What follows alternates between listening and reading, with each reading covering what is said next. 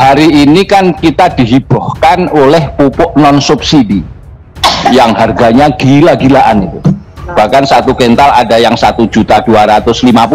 Mohon maaf Pak, mohon diralat, harganya tidak gila-gilaan Pak, gila bener Pak. Oh gila bener, oke. Sementara musim tanam ini sudah akan mulai kira-kira satu bulan lagi atau setengah bulan lagi sudah mulai ini musim tanam. Pasti nanti akan ada gejolak pupuk lagi, kalau tidak segera kita mengambil sikap tegas bahwa subsidi untuk semua item pupuk itu tetap diadakan karena APBN-nya sudah ada. Untuk itu kita mengharapkan kawan-kawan komisi tidak usah membedakan fraksi apa, partai mana, kita bersama-sama petani. Kalau bersama petani kita bisa. Kalau kita diprotes petani, kita akan tidak bisa. Jadi misalnya kita ke Dapil diprotes, Mbak Lulu diprotes, saya diprotes, Pak Khoirudin diprotes, Bu Endang diprotes. Nggak bisa memperjuangkan petani kok dipilih kembali, mana bisa. Terima kasih sudah klik video ini. Jangan lupa tekan tombol subscribe untuk bergabung. Dalam hitungan saya persilahkan kalian untuk tekan tombol subscribe. 10, 3, 2, 1. Saya ucapkan selamat bergabung dalam channel ini. Kita ini kan bicara pangan secara umum. Pangan kita kenal sebagai kebutuhan primer. Orang perang juga butuh pangan. Orang sakit yang mau mati saja masih butuh pangan. Artinya pangan ini adalah kebutuhan primer manusia hidup. Nah, komponen pangan itu kan untuk meningkatkan produksi kan pakai pupuk. Sehingga pupuk itu juga termasuk barang primer untuk mendukung produksi pangan. Nah, untuk itu saya kira pertemuan ini akan menjadi sangat penting untuk menyamakan visi tentang produk pangan Indonesia. Sebab kalau kaitannya beras itu kan ada HPP. Jadi gabah itu panen, harga kering sawah itu dibatasi oleh HPP. Harga pasar beras juga dibatasi oleh HPP. Dan kalau beras mahal itu pasti operasi pasar. Minyak goreng mahal, operasi pasarnya tersendat. Pupuk itu ada HET. Tapi khusus untuk pupuk subsidi ada HET. Cuman kalau langka tidak pernah ada operasi pasar. Pangan kalau harganya naik ada operasi pasar, pupuk subsidi tidak pernah ada operasi pasar kalau itu di petani langka. Selain itu, hari ini kan kita dihibohkan oleh pupuk non subsidi yang harganya gila-gilaan itu. Bahkan satu kental ada yang 1.250.000. Mohon maaf Pak, mohon diralat, harganya tidak gila-gilaan Pak, gila bener Pak. Oh gila bener, oke. Itu satu kuintal 2 sak itu ada yang harganya 1.250.000 atau lebih. Itu katanya Pak Dedi gila bener, udah gila bener ini. Ini kan memberi beban baru kepada petani kita di tengah-tengah COVID. Nah untuk itu ke depan ini saya kira perlu difikirkan juga Pak Dedi untuk membuat harga batas tinggi pupuk non subsidi.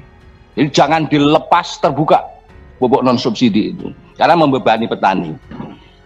Nah,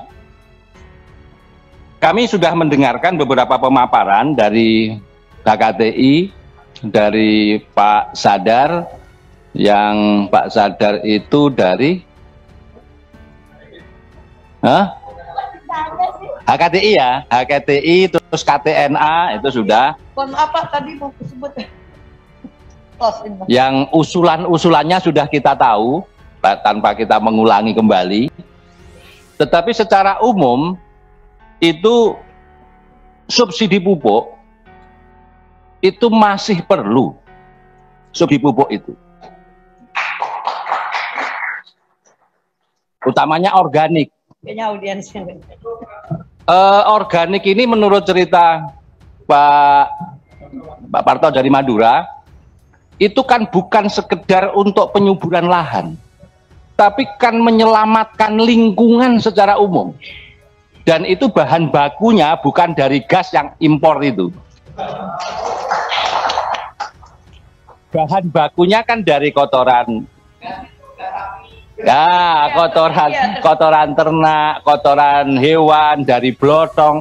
Coba kalau organik itu tidak diproduksi, terus penyelesaian limbah itu kemana? Solusi itu berarti malah. Itu kan justru solusi lah. Jadi subsidi pupuk organik itu bagian dari subsidi untuk menyelamatkan lingkungan. Wah, mantap itu. Nah, top kan? Oh, jelas. Jadi bagian untuk menyelamatkan lingkungan. Allah. Sekarang Pak. Duh. Konsisten. Ya. Lah ya makanya nggak usah Allahu Akbar dulu. Nah, giliran selanjutnya ini saya kira di dalam rapat kerja dengan kementerian minggu depan kalau tidak salah ya Pak. Oh besok. Itu harus disuarakan keluhan teman-teman ini.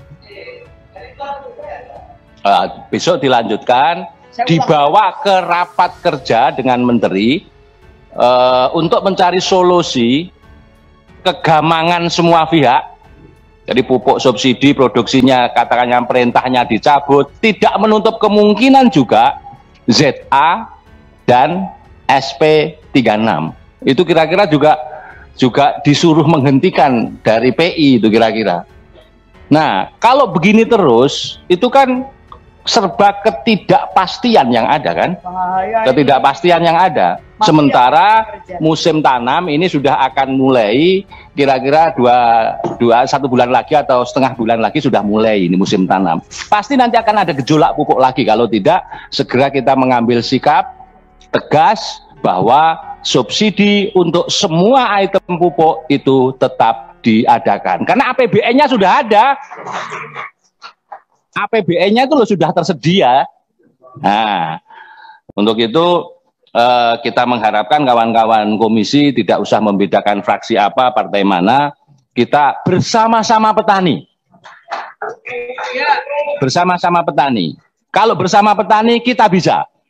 Kalau kita diprotes petani, kita akan tidak bisa. Fraksi petani.